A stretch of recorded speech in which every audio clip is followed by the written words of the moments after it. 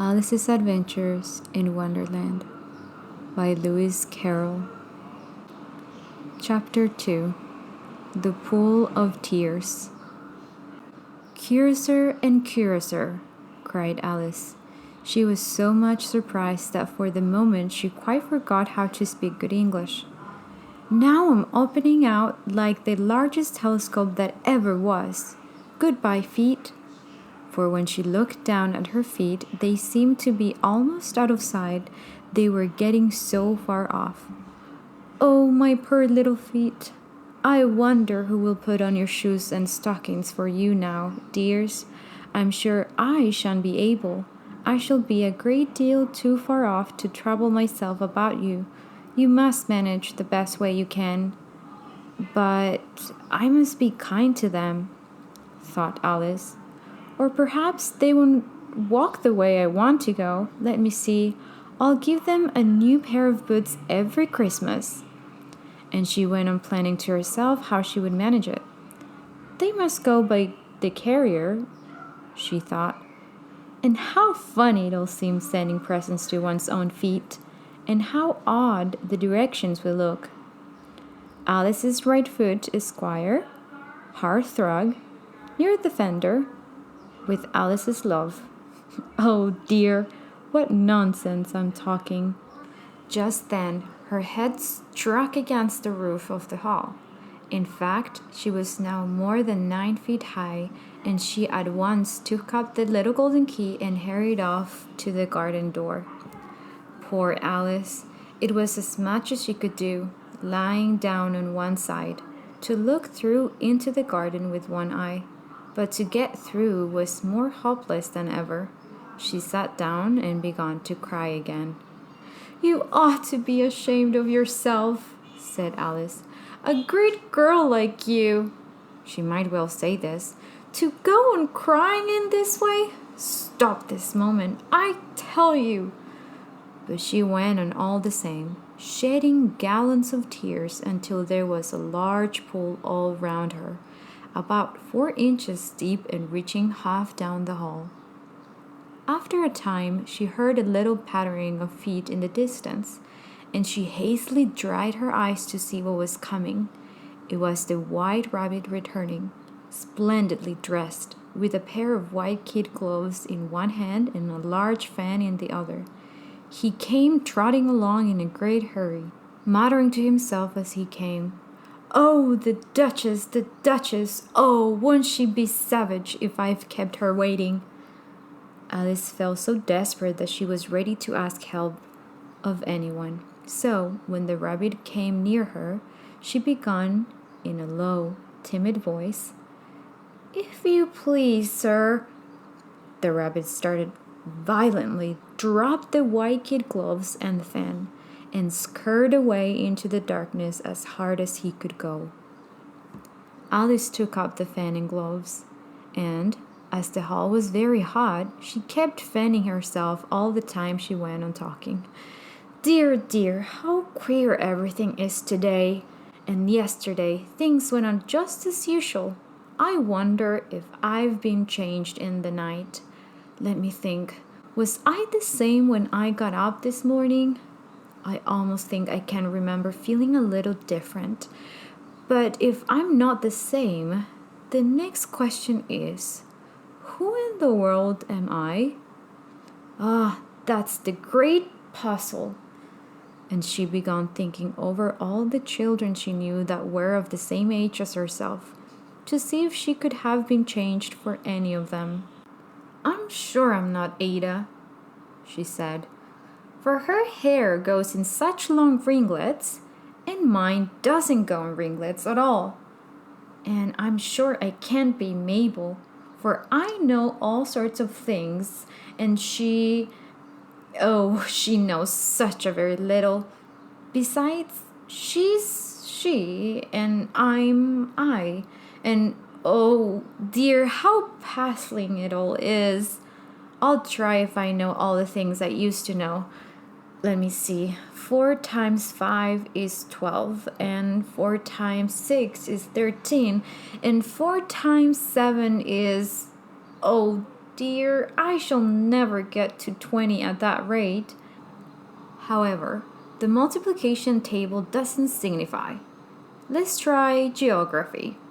London is the capital of Paris, and Paris is the capital of Rome. And Rome, no, that's all wrong. I'm certain. I must have been changed for Mabel. I'll try and say, how doth the little... And she crossed her hands on her lap as if she were saying lessons, and began to repeat it. But her voice sounded hoarse and strange, and the words did not come the same as they used to do. How doth the little crocodile improve his shining tail, and pour the waters of the Nile on every golden scale? How cheerfully he seems to grin, how neatly spreads his claws, and welcome little fishes in with gently smiling jaws. I'm sure those aren't the right words, said poor Alice, and her eyes filled with tears again as she went on. I must be Mabel after all, and I shall have to go and live in that poky little house and have next to no toys to play with, and oh, ever so many lessons to learn. No, I've made up my mind about it. If I'm Mabel, I'll stay down here. It'll be no use their putting their heads down and saying, Come up again, dear. I shall only look up and say, Who am I then? Tell me that first, and then, if I like being that person, I'll come up. If not, I'll stay down here till I'm somebody else. But, oh dear, cried Alice, with a sudden burst of tears. I do wish they would put their heads down. I'm so very tired of being all alone here. As she said this, she looked down at her hands and was surprised to see that she had put one of the rabbit's little white kid gloves while she was talking. How can I have done that? She thought. I must be growing small again.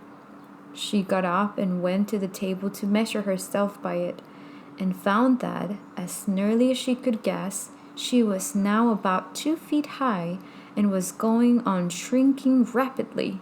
She soon found out that the cause of this was the fan she was holding, and she dropped it hastily, just in time to save herself from shrinking away altogether. That was a narrow escape, said Alice, a good deal frightened at the sudden change, but very glad to find herself still in existence. And now for the garden! And she ran with all speed back to the little door.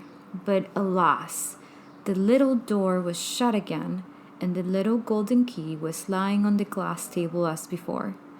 And things are worse than ever, thought the poor child, for I never was so small as this before. Never. And I declare it's too bad. That it is. As she said these words, her foot slipped, and in another moment, splash! She was up to her chin in salt water. Her first idea was that she had somehow fallen into the sea. And in that case, I can go back by railway, she said to herself. Alice had been to the seaside once in her life and had come to the general conclusion that wherever you go to on the English coast, you find a number of bathing machines in the sea, some children digging in the sand with wooden spades, then a row of lodging houses, and behind them a railway station. However, she soon made out that she was in the pool of tears which she had wept when she was 9 feet high. I wish I haven't cried so much, said Alice, as she swam about trying to find her way out. I shall be punished for it now, I suppose, by being drowned in my own tears. That will be a queer thing, to be sure. However, everything is queer today. Just then she heard something splashing about in the pool a little way off, and she swam nearer to make out what it was. At first, she thought it must be a walrus or hippopotamus, but then she remembered how small she was now, and she soon made out that it was only a mouse that had slipped in like herself. Would it be of any use now, thought Alice, to speak to this mouse? Everything is so out of the way down here that I should think very likely it can talk. At any rate, there's no harm in trying. So she began.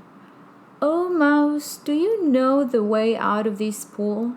I am very tired of swimming about here. Oh, mouse. Alice thought this must be the right way of speaking to a mouse. She had never done such a thing before, but she remembered having seen in her brother's Latin grammar, a mouse of a mouse, to a mouse, oh mouse. The mouse looked at her rather inquisitively and seemed to her to wink with one of its little eyes, but it said nothing. Perhaps it doesn't understand English, thought Alice. I dare say it's a French mouse, come over with William the Conqueror.